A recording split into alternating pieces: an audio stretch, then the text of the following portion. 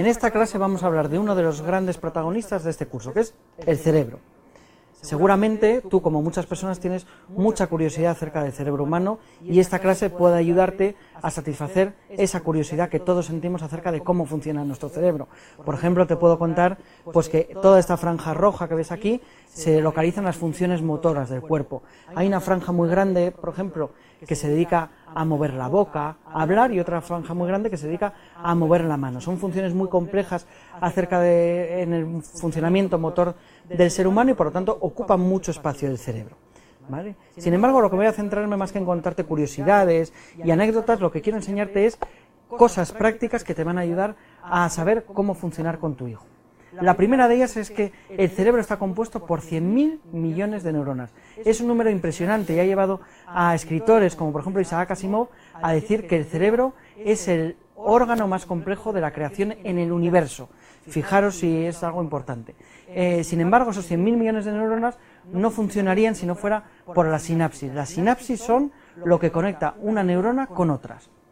En ese sentido, pues el cerebro humano está compuesto de 500.000 sinapsis por cada neurona, es decir, que sabemos que cada neurona se conecta casi con unas 500.000 neuronas. ¿Cómo conseguimos conectar una neurona con otra? Pues de una manera muy sencilla. Cada vez que la persona aprende algo nuevo, cada vez que, por ejemplo, le enseñas a tu hijo que ese animal que mueve la colita se llama perro o que se llama guau guau, el niño asocia la neurona o las neuronas que tienen la imagen, la representación mental de ese perro con el sonido de guau guau. Así aprendemos a hablar. Pero así aprendemos también a tomar decisiones, a aprender de nuestros errores. Cada vez que cometemos un error y nos damos cuenta, nuestro cerebro lo que hace es realizar nuevas conexiones. Y si lo recordamos y lo vamos practicando, esas conexiones van a ser conexiones permanentes.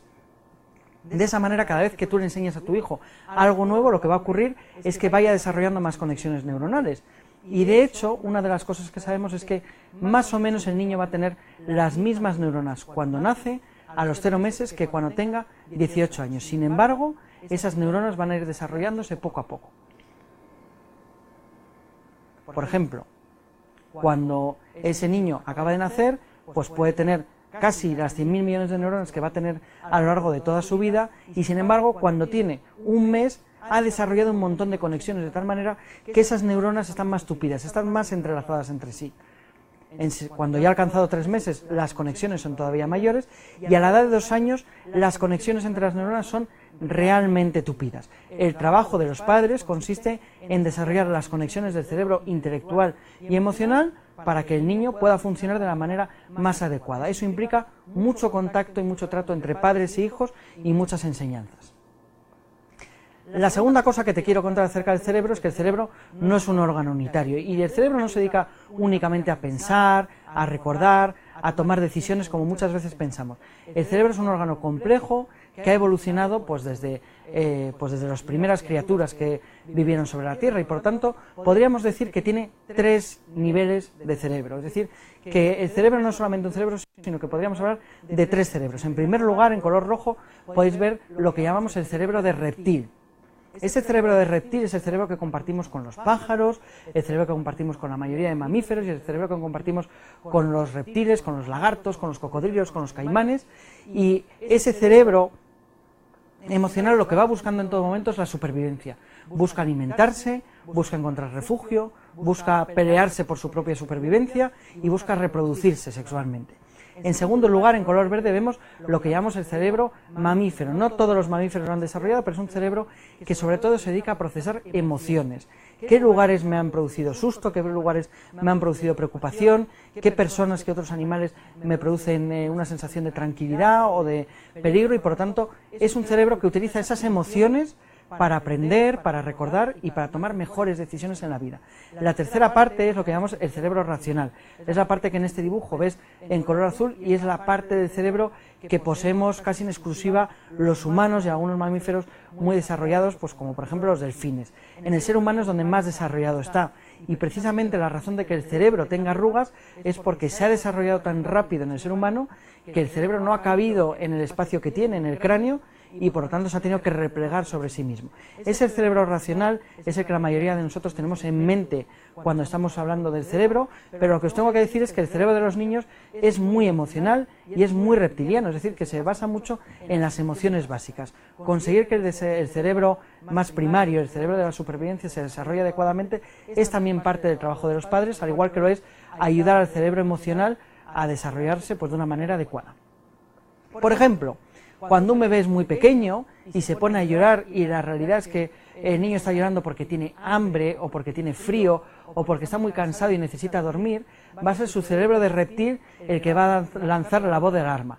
El niño va a ponerse a llorar y ese llanto incontrolable que tienen los bebés muy pequeños o que tienen los niños un poquito mayores cuando están realmente cansados o realmente tienen hambre y sabemos que no es fácil calmarles, la única manera de conseguir calmar ese cerebro de reptil es satisfacer sus necesidades primarias, darle el alimento que necesita, darle el descanso, el sueño que necesita o darle la sensación de seguridad que en todo momento va a necesitar.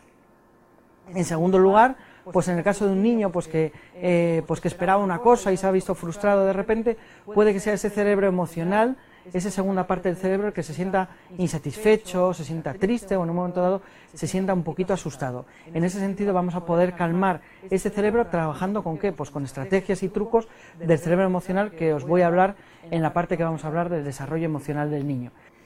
La tercera cosa que os quiero contar acerca del cerebro es que, bueno, pues está dividido en dos hemisferios. Como podéis ver aquí, pues podemos contar con un hemisferio derecho y con un hemisferio izquierdo. Y lo curioso de los hemisferios es que, bueno, pues son distintos, tienen distintas funciones entre sí.